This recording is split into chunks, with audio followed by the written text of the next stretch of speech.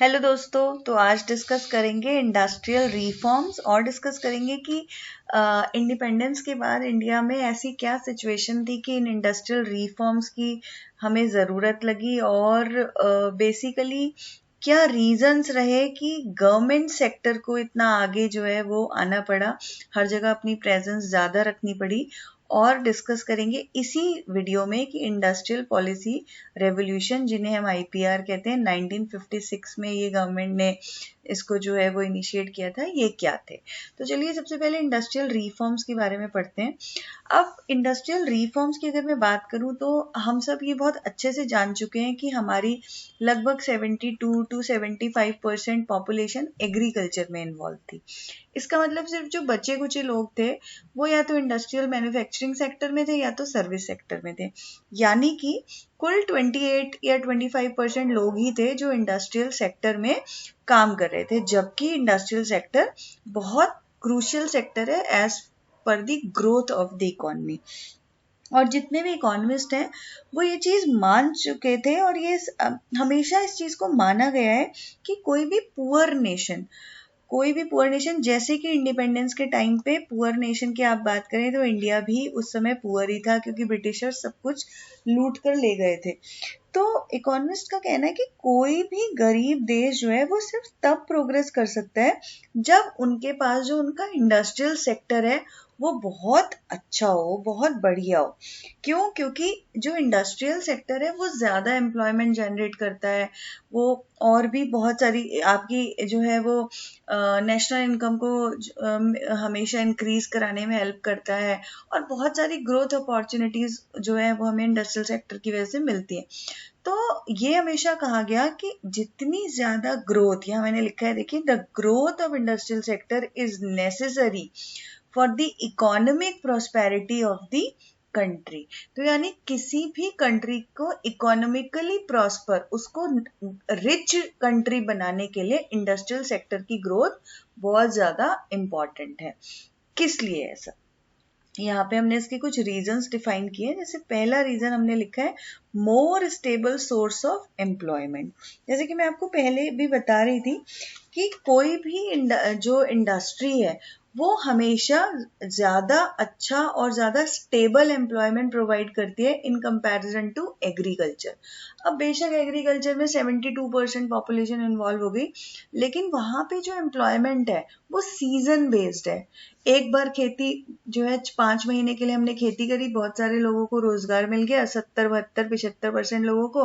और उसके बाद ऑफ सीजन में उन लोगों का क्या होगा? जब ये ऑफ सीजन आ गया तो ये लोग क्या हो जाएंगे? ये लोग बेकार हो जाएंगे, जॉबलेस हो जाएंगे, या उनके पास कोई रोजगार नहीं रहेगा। तो ये एक बहुत बड़ी एग्रीकल्चर की दिक्कत थी। दूसरी दिक्कत क्या थी एग्रीकल्चर सेक्टर की कि ये जो है वो डिपेंड करता था मौसम पे।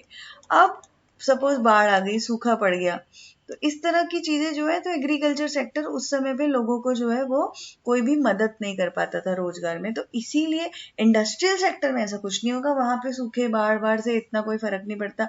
नहीं वहां ऐसे कोई सीजन की बात है कि 4 महीने काम करेंगे, 8 महीने पता नहीं क्या होगा। तो ये हमेशा एक ज्यादा स्टेबल सोर्स जो है वो हमेशा रहता है एम्प्लॉयमेंट का। और इसके अलावा जब ज्यादा एम्प्लॉयमेंट ये स्टेबल दे पाएगा तो जाहिर सी बात है ये नेशनल इनकम भी इससे जो है बढ़ेगी। इससे कैसे बढ़ेगी? क्योंकि मॉडर्नाइजेशन में बिलीव करता है, इंडस्ट्रीज में रोज नई नई टेक्नोलॉजी आएंगी, उनकी वजह से ग्रोथ होगी, एडवांसमेंट होगा। जब टेक्नोलॉजी बढ़ेगी, एडवांसमेंट होगा, प्रोडक्टिविटी ऑटोमेटिकली बढ़ेगी। प्रोडक्टिविटी बढ़ेगी यानी आप ज्यादा प्रोडक्ट बना रहे हो, जितना ज्यादा प्रोडक्टिविटी बढ़ती जाएगी आपकी नेशनल इनकम उतनी बढ़ती जाएगी।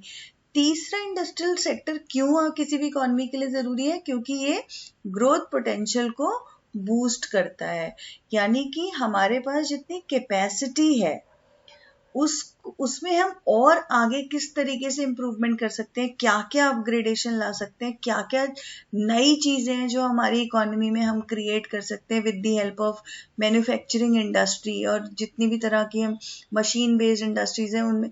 तो ये बहुत बड़ा जो है हमारे ग्रोथ के लिए हमें चांस देता है। अब industrial sector increases export also. जाहिर सी बात है जब हम ज्यादा एडवांस लेवल पे जाएंगे, मॉडर्नाइजेशन पे जाएंगे हम, ये क्योंकि इंडस्ट्रियल इंडस्ट्रियल सेक्टर मॉडर्नाइजेशन को प्रमोट करता है और ऑटोमेटिकली ओवरऑल प्रोस्पेरिटी को भी प्रमोट करता है। तो जब आप मॉडर्न हो जाओगे, आपके पास टेक्नोलॉजिकल एडवांसमेंट होंगे, तो आपकी प्रोडक्टिविटी कैसी हो जाएगी? जो ये आपकी प्रोडक्टिविटी सपोज पहले 10% हो रही है, मॉडर्नाइज टेक्नोलॉजी से आपने से 80% तक बढ़ा लिया, 100% तक बढ़ा लिया, तो अब आपके पास क्या क्रिएट होना शुरू हो गया? अब आपके पास सरप्लस क्रिएट होना शुरू हो गया। इस सरप्लस को आप क्या कर सकते हो? एक्सपोर्ट। अब एक्सपोर्ट करोगे तो आप फिर से फॉरेन जो एक्सचेंज है वो फॉरेन करेंसी आपके पास आएगी, आपके पास फॉरेक्स जो है वो डिपॉजिट होना शुरू हो जाएगा और आपकी कंट्री ऑटोमेटिकली क्या होनी शुरू हो जाएगी? प्रॉस्पर। तो जब यही तो चाहिए, आपकी सरकार का तो उद्देश्य ही है कि उसको प्रॉस्पर इकोनॉमी बनानी है। और फिफ्थ इम्पोर्टेंस कहाँ पे उसकी बनती है? Modernise agriculture. पहले खेतों में हल चलते थे, बैल में बांध के हल जो है किसान या अपना जो है वो लेके चलता था, उसके पास हल भी नहीं होता था, तो अपने आप ही को जो है वो हाथों से और अपने पैरों से जुताई करता था। फिर धीरे धीरे मशीन्स आ गई, फिर क्या आ गए? ट्रैक्टर्स। ठीक है, ऐसे ट्यूबवेल्स आ गए, और भी दुनिया में इतनी नई नई टेक्नोलॉजी एडवांसमेंट की वजह से एग्रीकल्चर भी लगातार मॉडर्नाइज हो रहा है। क्यों? कैसे मॉडर्नाइज हो रहा है? क्योंकि जो इंडस्ट्री है, इंडस्ट्री के मॉडर्नाइज होने की वजह से एग्रीकल्चर ऑटोमेटिकली मॉडर्नाइज्ड होता जा रहा है। तो इस वजह से आपकी इंडस्ट्रीज जो है वो हमेशा बहुत बहुत इंपॉर्टेंट रही हैं, और यही एक रीजन था कि जितने भी 5 ईयर प्लान्स बने उन सब में इंडस्ट्रियल डेवलपमेंट को बहुत ज़्यादा एम्फेसिस दी गई। तो लेकिन अब सीन क्या चल रहा था आपकी इकोनॉमी में इंडिपेंडेंस के टाइम पे, कि आपकी इकोनॉमी में जो इंडस्ट्रियल सेक्टर था उसकी हालत खराब थी, बहुत ज़्यादा नैरो था, वो कुछ था ही नहीं। हद मार के अगर आप देखो तो जो है इंडस्ट्रियल सेक्टर को कहने के नाम पे आपके पास थी एक दो कॉटन टेक्सटाइल मिलें, कुछ कोई जूट की जो है वो इंडस्ट्री थी, और 2-3 जो है वो इंडस्ट्रीज थी आयरन, स्टील, कुछ नाम को ये इंडस्ट्रीज थी। तो एक जैसे कि इसमें से एक जमशेदपुर में थी, दूसरी कलकत्ता में थी, कोलकाता आजकल हम कहते हैं। तो इतना बेकार और इतना नैरो इंडस्ट्री बेस था उस समय इंडिपेंडेंस के टाइम पे, तो गवर्नमेंट को लग रहा था कि अगर इकोनॉमी को भाई प्रॉस्पर करना है, हमें अपने आप को रिच करना है, तो भैया इंडस्ट्रियल सेक्टर को डेवलप करना पड़ेगा। अब इंडस्ट्रियल सेक्टर को जब डेवलप करने की बात आई तो ये आया कि भाई इंडस्ट्रियल सेक्टर, अब जैसे मैंने आपको बताया कि कुछ कॉटन मिल्स थी, कुछ जूट मिल्स थी, एक जो है वो आयरन स्टील मिल भी थी। तो ये जो लोग इनके मालिक थे, इनके साथ कुछ दिक्कतें थी जिसकी वजह से ये एक्सपेंशन नहीं कर पा रहे थे ज्यादा, या दूसरी दिक्कत थी कि एक्सपेंशन करना नहीं चाहते थे। अब वो क्या दिक्कत थी? देखो, पहली कुछ दिक्कत जिसकी वजह से फिर गवर्नमेंट को आगे आना पड़ा और हमारे पब्लिक सेक्टर जो इकोनॉमी में उसको लीड लेनी पड़ी इंडस्ट्रियल डेवलपमेंट में। तो पहली दिक्कत थी लैक ऑफ कैपिटल। अब देखो, जब आप लैक ऑफ कैपिटल की बात कर रहे हो, तो जिस समय आपकी कंट्री को इंडिपेंडेंस मिली थी उस समय जितने भी इंडियन इंडस्ट्रियलिस्ट थे उनके पास इतना पैसा नहीं था, इतनी कैपिटल नहीं थी कि वो किसी भी इंडस्ट्रियल वेंचर्स में इन्वेस्ट कर सके जो कि उनकी इकोनॉमी के और उनकी इंडस्ट्री के डेवलपमेंट के लिए रिक्वायर्ड है, ज़रूरी है। तो उनके पास पैसा ही नहीं था। तो जब पैसा नहीं है तो वो लगा नहीं पाएंगे। अब जब पैसा ही नहीं लगेगा तो मॉडर्नाइजेशन नहीं होगा, टेक्नोलॉजी नहीं आ पाएगी बाहर के देशों से खरीद के, तो ये एक बड़ी दिक्कत थी। तो अब पैसा किसके पास हो सकता है? अगर प्राइवेट बंदे के पास पैसा नहीं है तो किसके पास पैसा होगा? सरकार के पास तो पैसा है, तो पब्लिक सेक्टर के पास पैसा है, प्राइवेट के पास नहीं है। दूसरी दिक्कत थी लैक ऑफ इंसेंटिव या लैक ऑफ प्रॉफिट। ये क्या चक्कर है? अब लैक ऑफ प्रॉफिट का मतलब ये है कि जो उस समय इंडियन मार्केट था, अगर आप इंडियन मार्केट की बात करें तो वो इतना बड़ा नहीं था, इतना डेवलप नहीं था कि वो इंडस्ट्रियलिस्ट को एनकरेज या मोटिवेट कर सके कि अरे वाह यार, मैं तो खूब बड़ी इंडस्ट्री लगाने की यहाँ पे सोच रहा हूँ, इसको एक्सपेंड करूंगा और मेरा माल तो यहीं सारा बिक जाएगा और फिर मैं एक्सपोर्ट भी कर लूंगा। ऐसा नहीं था। क्यों नहीं था ऐसा? इंडिया के लोग मैंने आपको बार बार मैं बता रही हूँ 72% एग्रीकल्चर में इन्वॉल्व है। ये कैसे लोग हैं? गरीब। इसमें मेजॉरिटी लोग कौन है? गरीब। तो जब गरीब लोग हैं तो वो मार्केट से अगर कोई इंडस्ट्री लग गई, कोई सामान बेचने लगी, उसको खरीदने की, उसके सामान को खरीदने की कैपेसिटी नहीं रखते। ठीक है। कुछ लोग हैं जो रिच हैं, जिसमें इंडस्ट्रियलिस्ट खुद भी आ गए, कुछ जमींदार जागीरदार आ गए, तो वो लोग हैं जो ये इंडस्ट्रीज का बनाया हुआ सामान खरीदने को अफोर्ड कर सकते हैं, कैपेसिटी रखते हैं। तो ये तो लेकिन मार्केट का साइज क्या हो गया? बहुत स्मॉल साइज है, जरा से लोग हैं, इतने बहुत ज्यादा तो नहीं, मेजॉरिटी ऑफ द पॉपुलेशन गरीब है। तो इंडस्ट्रियलिस्ट कहते थे कि भाई अगर हम एक्सपेंड करें अपनी इंडस्ट्री को तो भी हमें कोई ज्यादा प्रॉफिट नहीं होगा, लोग ही नहीं है, खरीदने वाले ही नहीं है सामान को। तो इसलिए अगर हम पे पैसा, पहली बात है कि हम पे पैसा नहीं है, दूसरी बात अगर पैसा है भी, कुछ के पास पैसा था, लेकिन उन्होंने ये कहा कि भाई पैसा होने के बाद भी मैं ऐसे काम में पैसा क्यों लगाऊं जिसमें मुझे प्रॉफिट ही ना हो, मैं तो नहीं लगाऊंगा। तो एक दूसरा रीजन था। अब ऐसा काम जिसमें प्रॉफिट कम भी हो तो वहां पैसा कौन लगा सकता है? अगेन सरकार, पब्लिक सेक्टर, इसलिए आगे आया। तीसरी प्रॉब्लम थी जिसकी वजह से गवर्नमेंट को आगे आना पड़ा, सोशल जस्टिस। आपकी जो सरकार है वो सोशलिस्ट पैटर्न पे जो है वो बिलीव करती थी कि हमें जनता का भला करना है, ऐसे काम करने हैं, और कैपिटलिज्म भी चाहती थी। तो मिक्स्ड इकोनॉमी आ गई इंडिया में। अब इसमें जब सोशलिस्ट आपकी सोच है और आप ये चाहते हो कि गरीब लोगों का भी भला हो और जो है वो अमीर अमीर ना बने, गरीब गरीब ना होता जाए, equal distribution of wealth and income होना शुरू हो जाए, रोजगार क्रिएट हो, तो सोशल जस्टिस आप चाहते हो, सोसाइटी की वेलफेयर चाहते हो, भला चाहते हो। तो प्राइवेट प्लेयर तो भला नहीं चाहता। प्राइवेट प्लेयर तो कहेगा भैया मैं तो सबसे पहले अपना प्रॉफिट देखूंगा, मुझे क्या मतलब कि सोसाइटी में क्या हो रहा है क्या नहीं हो रहा। तो इसलिए अब सोशल जस्टिस क्योंकि ऑब्जेक्टिव था, तो वापस ये कौन ला सकता है?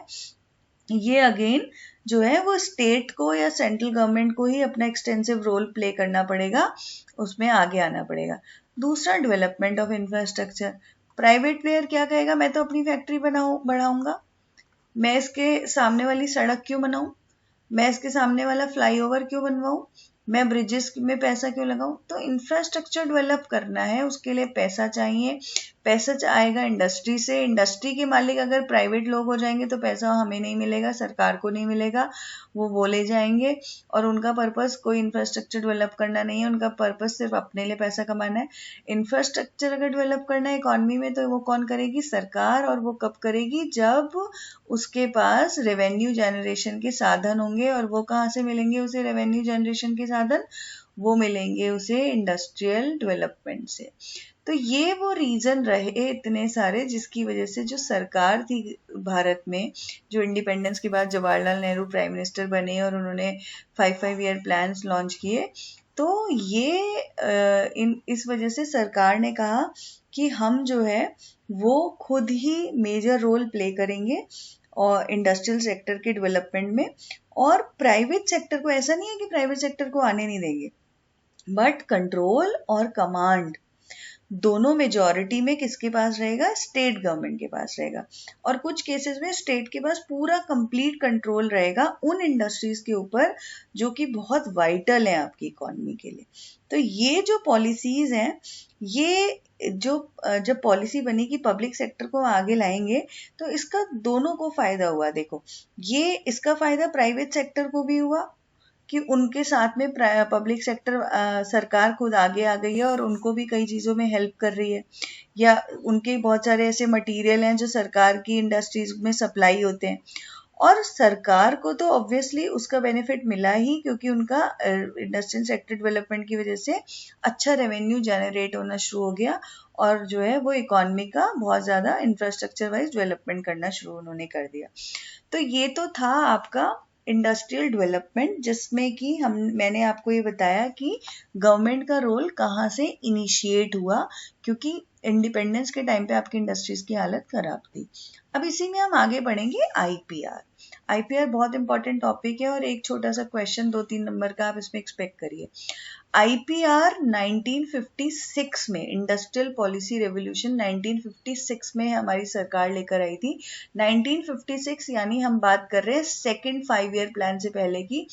IPR ही वो रीजन है जिसकी वजह से सेकेंड 5 ईयर प्लान जो है की नींव पड़ी। मतलब IPR के हिसाब से जो है वो सेकेंड 5 ईयर प्लान में बहुत सारी चीजें डिसाइड हुई थी। अब अगर आप इंडस्ट्रियल पॉलिसी 1956 जो आई वो कहती क्या है, जैसे कि मैंने आपको पहले ही बताया कि सरकार ने ये सोच लिया था कि भैया हमें लीड लेनी पड़ेगी और प्राइवेट सेक्टर को थोड़ा सा पीछे रखना पड़ेगा।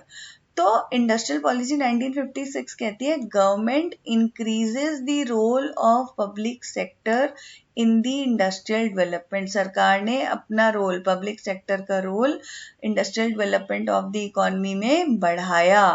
और इसके पीछे मेन ऑब्जेक्टिव क्या था, कारण क्या था, prevent the concentration of wealth. अमीरों के हाथ में ही सारा पैसा ना चला जाए, उसे हमें रोकना है। मतलब अमीर कितने लोग हैं, कुछ very few people of India, that time they were rich. तो ऐसा ना हो जाए कि सारा पैसा, सारी इंडस्ट्रीज इन्हीं के नाम हो जाए, तो सारा पैसा यही रख ले और गरीब लोग जो हैं, जो पुअर लोग हैं, वो इनके अंडर में काम कर करके वो और गरीब होते जाए। तो सरकार ने कहा भाई हम ऐसा नहीं करेंगे, हम तो खुद आगे आएंगे और खुद चलाएंगे इंडस्ट्री, ताकि हमारी कंट्री का भी भला हो। अब इन्होंने कैसे किया, इसके लिए इन्होंने कुछ चीजें जो है वो कुछ पॉलिसी लॉन्च की और कुछ जो ये IPR आया इसके कुछ फीचर्स आ गए। तो वो 1 बाय 1 हम इस वीडियो में डिस्कस करेंगे। जब आप फीचर्स की बात करते हो यहाँ पे, तो बेसिकली इन्होंने इंडस्ट्री को, सबसे पहला जो फीचर है, इन्होंने इंडस्ट्री को डिफाइन कर दिया। इन्होंने इंडस्ट्रीज को क्लासीफाई कर दिया 3 कैटेगरीज में। सो 3 टियर क्लासिफिकेशन इंडस्ट्रीज का हो गया। अब ये जो 3 टियर क्लासिफिकेशन है, इसमें इन्होंने क्या किया, इसमें देखो इन्होंने 3 शेड्यूल बना दिए, schedule A, schedule B, schedule C। अब सबसे पहले आप शेड्यूल A की बात करो, तो ये जो फर्स्ट कैटेगरी है, फर्स्ट कैटेगरी में वो सारी, यानी शेड्यूल A में वो सारी इंडस्ट्रीज आ गई जो कि गवर्नमेंट के लिए बहुत ही ज्यादा एक्सक्लूसिव है, और मतलब उसमें वो बिल्कुल भी नहीं चाहते थे कि प्राइवेट प्लेयर की एंट्री हो। तो ऐसी 17 इंडस्ट्री जो है इन्होंने उस समय आइडेंटिफाई की, और इन्होंने कहा कि ये 17 की 17 इंडस्ट्री सिर्फ और सिर्फ पब्लिक सेक्टर देखेगा, इसमें प्राइवेट का कोई रोल नहीं होगा। तो जैसे रेलवे, एटॉमिक एनर्जी, ठीक है, डिफेंस, तो इस तरह की इन्होंने कुछ जो है इंडस्ट्री उस समय आइडेंटिफाई करी, और इन्होंने कहा हाँ इसमें प्राइवेट प्लेयर्स की कोई एंट्री नहीं है, सिर्फ सरकार देखेगी। फिर आया देखो शेड्यूल बी। शेड्यूल बी में इन्होंने 12 इंडस्ट्रीज जो है वो आइडेंटिफाई करी। अब ये कौन सी इंडस्ट्रीज थी, ये वो इंडस्ट्री है जिसमें कि जो सेकंड कैटेगरी की ये जो 12 इंडस्ट्रीज की मैं बात कर रही हूँ, ये वो इंडस्ट्री है जो कि मेजॉरिटी में सरकार के पास ही रहेंगी, लेकिन प्राइवेट सेक्टर इसमें अपना थोड़ा थोड़ा एफर्ट्स को, सरकार के एफर्ट्स को सप्लीमेंट कर सकता है, ठीक है। लेकिन अगर कोई भी नई यूनिट लगनी है, इन इंडस्ट्रीज में से किसी इंडस्ट्री की नई यूनिट लगनी है, तो वो सिर्फ सरकार लगाएगी, उसमें प्राइवेट प्लेयर का कोई राइट नहीं होगा। लेकिन हाँ, सरकार के साथ थोड़ा थोड़ा आप जो है साथ में इन इंडस्ट्रीज को एस्टेब्लिश करने में जो है, स्टेट ओन्ड इंडस्ट्रीज को एस्टेब्लिश करने में प्राइवेट सेक्टर अपनी हेल्प दे सकते हैं और अपनी इंडस्ट्रीज भी एस्टेब्लिश कर सकता है। तो इसमें कौन कौन सी इंडस्ट्री आई, जैसे एल्यूमिनियम आ गया, मशीन टूल्स हो गए, तरह तरह के बनने होते हैं, ड्रग्स हो गई, केमिकल फर्टिलाइजर्स हो गए, और ट्रांसपोर्ट इंडस्ट्री जैसे रोड ट्रांसपोर्ट, सी ट्रांसपोर्ट हो गए, मिनरल्स हो गए, माइंस हो गई। तो ऐसे करके 12 इंडस्ट्री जो है इन्होंने आइडेंटिफाई करी, जो कि स्टेट ओन्ड होंगी, बट प्राइवेट सेक्टर सप्लीमेंट करने के लिए साइड मतलब जो है कुछ इंडस्ट्रीज स्टेब्लिश कर सकते हैं। बट हाँ, अगर कोई नई यूनिट है तो कैसे लगेगी, सिर्फ सरकार की होगी वो। अब आ गया शेड्यूल सी, तीसरा। इसमें इन 17 और इन 12 के अलावा वाली सारी इंडस्ट्रीज आ गई। और शेड्यूल सी जो है थर्ड कैटेगरी, उसमें कहा गया ये जो सारी रिमेनिंग इंडस्ट्रीज हैं ये किसकी होंगी, ये हैं सारी प्राइवेट सेक्टर की। आप लगा लो यहाँ पे इन इंडस्ट्रीज को, इसमें सरकार जो है वो आप नहीं आपके साथ होगी। तो शेड्यूल है केवल सरकार का, शेड्यूल बी सरकार का मेजरली बट प्राइवेट सेक्टर साथ में है उसमें, और शेड्यूल सी केवल प्राइवेट सेक्टर का। अब आगे चलते हैं, देखिए इसमें इनका दूसरा फीचर पढ़ते हैं, आपको बहुत इंटरेस्टिंग लगने वाला है। दूसरे फीचर में ही असली कहानी शुरू हुई थी, जो ये रिमेनिंग इंडस्ट्रीज हैं इनके लिए प्रॉब्लम की और सुविधाओं की भी साथ साथ। तो देखिए दूसरा फीचर आ गया यहाँ पे, इंट्रोडक्शन ऑफ इंडस्ट्रियल लाइसेंसिंग। अब इन्होंने क्या किया कि जो तीसरी कैटेगरी थी शेड्यूल सी, जिसको इन्होंने प्राइवेट सेक्टर के लिए छोड़ दिया था कि भाई आप कर लो, ठीक है, ये इन्होंने एक तरीके से स्टेट के कंट्रोल में रखा। कैसे रखा है? तो केवल प्राइवेट सेक्टर। इसके लिए इन्होंने ये कहा कि आप कोई भी इंडस्ट्री लगाओगे ना, तो आपको क्या करना पड़ेगा, आपको गवर्नमेंट से रिटन परमिशन लेनी पड़ेगी, जिसे कि हम कह रहे हैं लाइसेंस। आपको सरकार से कोई भी इंडस्ट्री चलाने के लिए लाइसेंस लेना पड़ेगा, और कोई भी नई इंडस्ट्री अलाउ नहीं की जाएगी जब तक कि उसके पास लाइसेंस ना हो। ठीक है, तो इस तरीके से क्या किया कि प्राइवेट सेक्टर को शेड्यूल सी दे भी दिया, लेकिन बिना लाइसेंस के वो उसमें कुछ नहीं कर सकते थे।